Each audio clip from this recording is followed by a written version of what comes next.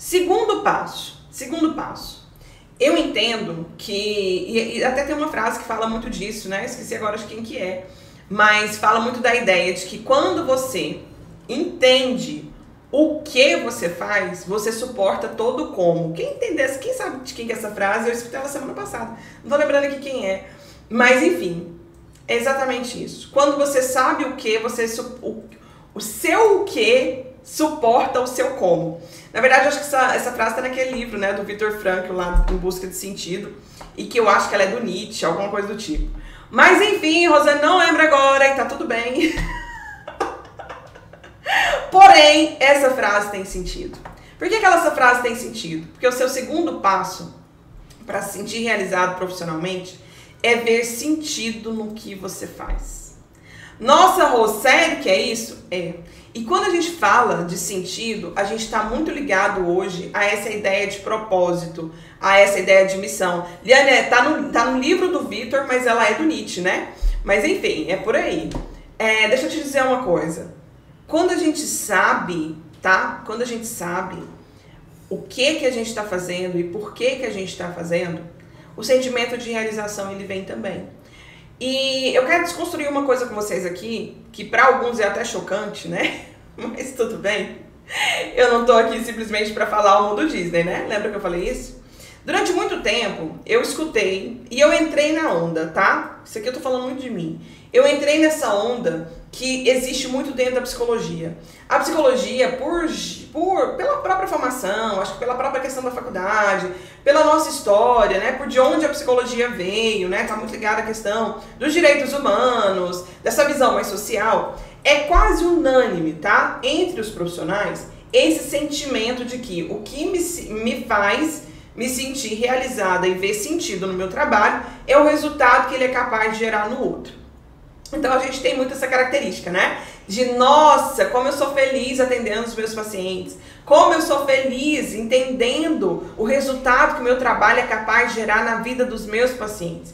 E isso, de alguma maneira, traz também um sentimento de realização. Só que eu vou te dizer uma coisa. Durante muito tempo, quem conhece um pouco mais da minha história profissional, eu atendi por plano de saúde. Foi pelo menos uma janela ali de uns 5, 7 anos, entre clínica social, convênio jurídico, convênio pessoal, enfim, eu fiquei uns 7 anos nisso. E eu lembro que eu conseguia, presta atenção nisso aqui, eu conseguia fazer sessões incríveis. Aplicando a melhor técnica que eu conhecia na época, aplicando o que de melhor eu tinha dentro de uma visão, né, de relação terapêutica, de tudo aquilo que eu tinha aprendido, e eu sempre gostei de estudar, então eu sempre investi, fiz curso, fiz formação, fiz pós, sei lá, coleciono diplomas aí, como a maioria de nós, né? Certificados e afins.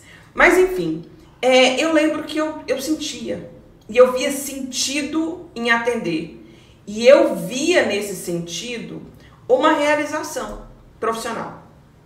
E eu achava bom.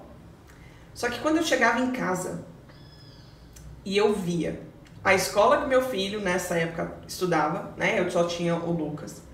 As coisas da minha casa tudo fora de ordem, bagunçada ali, porque eu precisava fazer. A casa que eu morava, porque era uma casa bem mais simples, infinita assim, do que foi, né, quando eu me mudei agora, ou do que é onde eu moro hoje. Quando chegava no final do mês e eu olhava, via um monte de conta para pagar e eu não tinha dinheiro.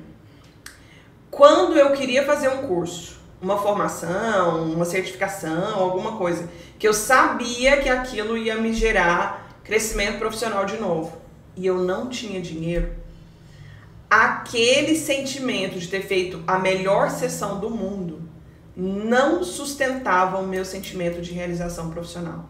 Eu me sentia impostora, eu me sentia incapaz, eu me achava uma nada. Porque eu sabia que eu tinha diploma, eu sabia que eu tinha conhecimento e era muito bom chegar nos lugares e as pessoas valorizam, né? Por mais que o psicólogo ache que não, mas as pessoas valorizam o que a gente faz.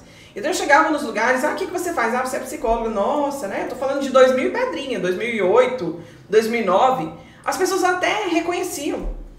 Só que aqui dentro, quando a vida real me batia, e normalmente a vida real que me mostrava que sem dinheiro a gente não consegue viver, colega, não vinha realização, muito pelo contrário. Eu falava assim, o que adianta eu fazer boas sessões, eu ter centenas de diplomas, certificados e coisas afins, sendo que lá no fim, na hora de pagar a escola do meu filho, eu não tenho dinheiro.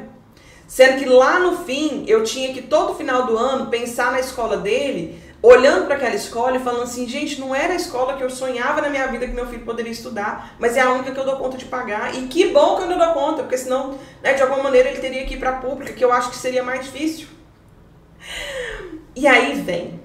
Quando a gente fala sobre sentido da vida, inclusive nesse livro do Vitor lá fala bastante sobre isso, e ele, né, traz isso de uma maneira muito forte, recomenda a leitura, inclusive.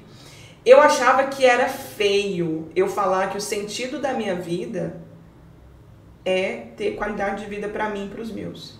Porque parece que é errado, né? A gente tem que pensar que o sentido da vida é fazer para o outro. E eu quero te dizer aqui nessa nossa aula aberta que você nunca vai se sentir realizado profissionalmente se o seu sentido de vida for só fazer bem para o outro, se esse bem para o outro não reverberar bem para você. E isso é muito sério.